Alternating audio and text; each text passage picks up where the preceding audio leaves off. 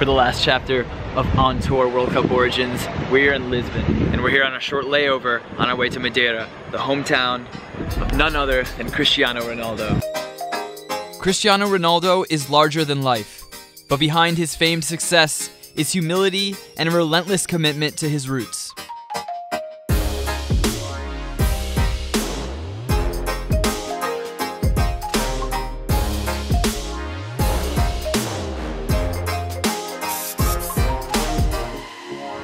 And of course, in telling the story of Cristiano Ronaldo, you have to visit his first professional club, Sporting Clube de Portugal, such a pillar of Portuguese football culture.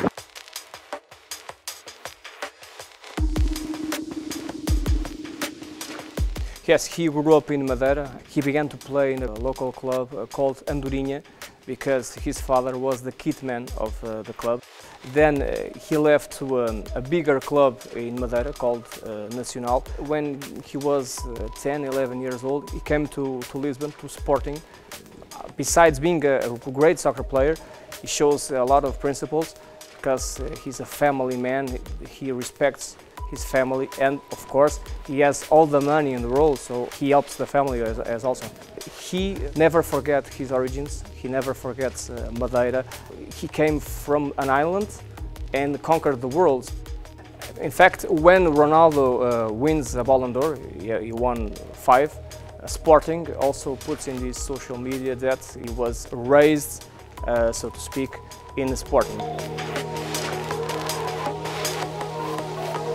Rugs, man.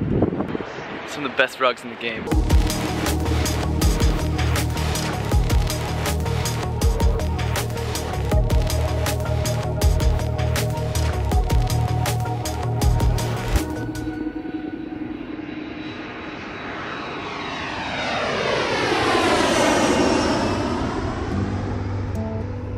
We've landed here in the Cristiano Ronaldo airport. And actually we had a little bit of a scare where they had to pull up from the runway at the last minute while landing. Apparently this is pretty well known as like one of the most difficult plane stations, airports to fly into. And so now we need to go find this statue. It's actually not that bad. Like people give it a lot of crap. Mike, are you crying? It's beautiful. It's so beautiful. But this was it. This was the neighborhood. This was the area that Cristiano was born in. It's where he grew up. It's where he kicked the ball in the streets with his friends. One reoccurring theme in the stories of Ronaldo's development was that when he left Madeira for Lisbon at such a young age, he really suffered from homesickness. They said he cried every day in Lisbon for such a long time after moving there. So he's saying this was a two-story house, so it was social housing at the time. So Ronaldo's family lives in government housing? It was government housing, yeah. But they knocked that down. No. So.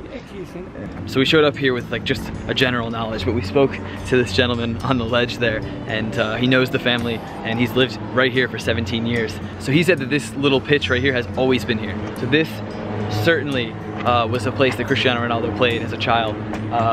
Right where that white car is and that wall was a two-story building. It was government housing that after a while it was deteriorating. They tore it down. In his opinion, in this gentleman's opinion, this is the spot where the Cristiano Ronaldo Museum should have went up. And he even said that when Cristiano takes, you know, secret trips back to Madeira, he'll come walk around this neighborhood in the afternoon, you know, at dusk, just to see his home again. I mean, this is the place that made him cry every day when he moved to Lisbon. So obviously, it's an extremely special place for Cristiano. That's amazing.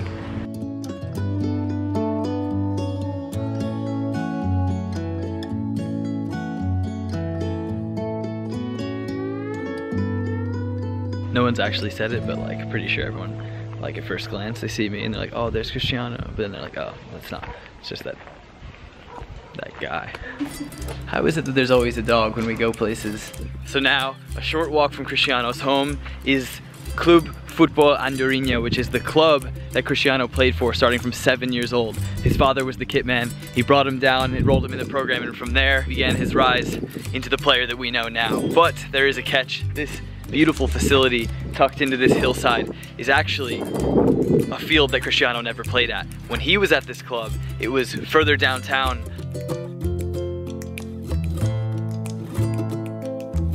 So this is the pitch where Cristiano would have gotten his first touches, his first games. But when Cristiano played here, it was a dirt pitch. I mean, there was barely even grass on it.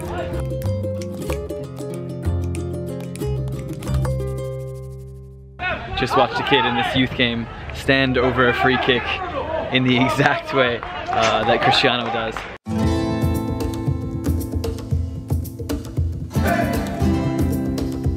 This was almost the perfect match for our time here. It may not be the team that he played for, Nacional, which is the other team in Madeira, but it is Marítimo versus Sporting of Lisbon, the club that he left for when he was just 11 years old.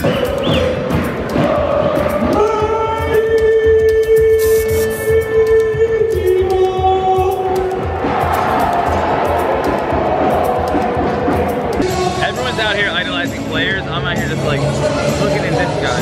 Unreal. His lung capacity? Unbelievable.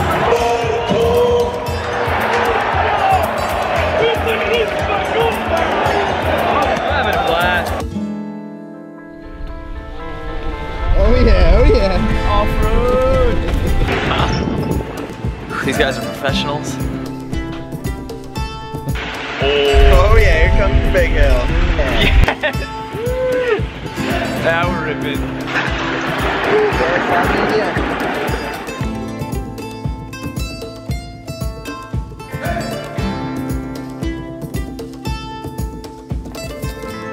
So now we're here at the Cristiano Ronaldo Museum, which was built right at the bottom of the city of Funchal, obviously where he was born. We're gonna head inside and see what it's like in there. But this museum is actually run by Cristiano's brother is the director, and I'm pretty sure a few other people from his family work here. So we're gonna ask around, see if we can find somebody from his family or just somebody who knows his family that might be willing to talk to us about Cristiano and just what he means to this island and why they would build a museum to him. I mean, I think it's pretty obvious, but hearing it right from them would be sick. So. Olá, sou Nuno Viveiros. Sou funcionário do museu e primo do Cristiano Ronaldo. Assim, a história do museu, quem teve a ideia foi o irmão do Cristiano, que é o Sr. Gaver, que é o diretor do museu. Assim, o Cristiano é um exemplo do que é ser português e especificamente madeirense. Assim, o Cristiano já provou que mentalmente é muito forte. E então, assim, não se deixa ir abaixo por qualquer coisa. E a seguir, as pessoas às vezes criticam que ele é arrogante, que é isso. Isso não tem nada a ver com arrogância, é saber todo o esforço que ele faz, que é para ser o melhor. E isso ele tenta e prova dentro de campo. E às vezes as pessoas confundem profissionalismo com arrogância. E isso não tem nada a ver. Quem vem aqui à Madeira vê que é uma ilha tão pequena. E ser um jovem com 12 anos para Lisboa, sozinho, na altura, sem os pais, e ver tudo o que o Cristiano conquistou, estar aqui dentro e ver tudo o que conquistou, faz acreditar os jovens daqui da Madeira que é possível e não baixar os braços. Man of the match. Most amazing person award? Most amazing person award. That's a trophy that I will win someday. Have a little nap. He looks a little fat. Maybe just had a good meal. It's Cristiano. Cristiano Ronaldo. Get back in the car. So right now we're at the youth training grounds for Nacional, and the entire campus is named after Cristiano Ronaldo, of course. But we are going to speak with the director of the program and Cristiano's coach from his time with Nacional.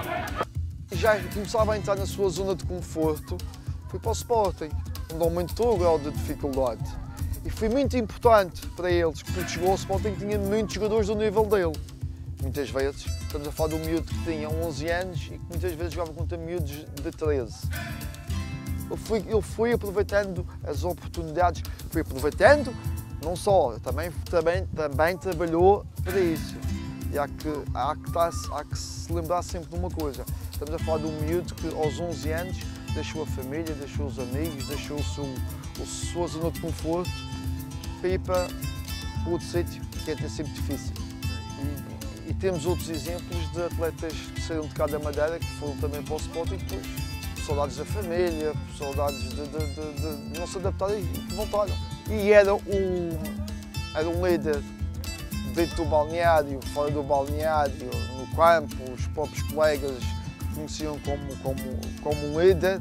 O Euro 2004, quando Portugal foi à final com a Grécia e que perdeu, e que vai imagens do Ronaldo a chorar, era normal ver isso aqui, Para a Madeira, penso que é um momento único na sua vida, penso que não vai ter, nunca mais vai ter um jogador deste nível. Antes de mais, agradecer a ele por tudo o que tem feito, primeiro pela nossa região, e tem ajudado muito o turismo cá, indiscutivelmente. Agradecer o que ele tem feito pelo nosso país e que já agora, antes de deixar o futebol, que nos ofereça um Mundial de seleções.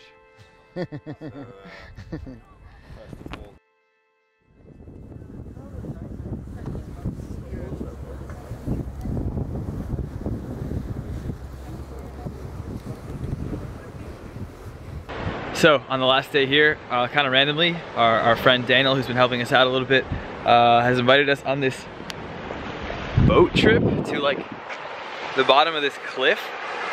And yeah, so we couldn't decline, and it turned out to be like super fancy. Like I've got this, I'm living kind of large right now, which I'm a little pissed about because it's kind of against the spirit of on tour, of kind of being on the run, being a little bit of punk football, just kind of not knowing where you're gonna end up. It's a bit too fancy for me, so I'm a little pissed off. And the entire show is kind of been compromised now by this mango juice. So I'm really sorry to everyone. I don't deserve this sort of treatment. I don't deserve to be kind of living lavishly and with comfort. And I've disappointed you guys, and I'm really, really sorry. Oh, I just saw a lizard. Unbelievable.